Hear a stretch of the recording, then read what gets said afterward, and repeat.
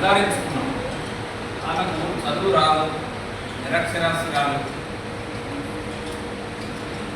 అంటే మన బహుజన వర్గాలు ఎస్సీ, ఎస్టీ, బీసీ, మైనారిటీ కులాలకు చెందినటువంటి వాళ్ళు ఎవరైనా గొప్ప వ్యక్తులు అయితే వాళ్ళకు జన్మదినం కరెక్ట్గా ఉండదు. ఎందుకంటే వాళ్ళ తల్లిదండ్రులు కూడా ఇల్లిటరేట్స్ అయి ఉంటారు కాబట్టి అది రాసి పెట్టారు.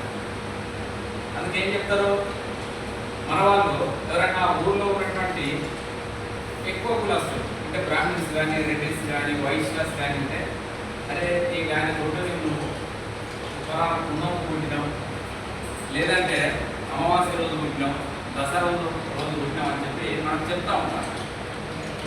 అందుకే గొప్ప వాళ్ళకు జయంతులు కరెక్ట్గా ఉండవు.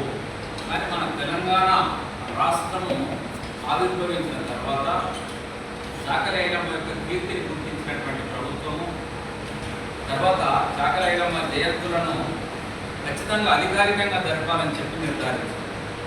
ఆ క్రమంలోనే సెప్టెంబర్ 26వ తేదీని ఆమె యొక్క జయంతిగా నిర్ధారించింది.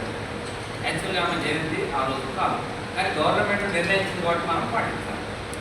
కాబట్టి ఇక్కడ మనకు ఒక లక్ ఏంటంటే ఒకటే నెలలో ఐలమ్మ గారి యొక్క జయంతి ఉంది, వర్ధంతి ఉంది. సెప్టెంబర్ 10 చాకలి ఐలమ్మ యొక్క వర్ధంతి, సెప్టెంబర్ 26 చాకలి ఐలమ్మ యొక్క జయంతి. కాబట్టి నేను ఈరోజు మీ క్లాసును డిస్టర్బ్ చేసి ఇబ్బంది పెట్టదలుచుకోలేదు.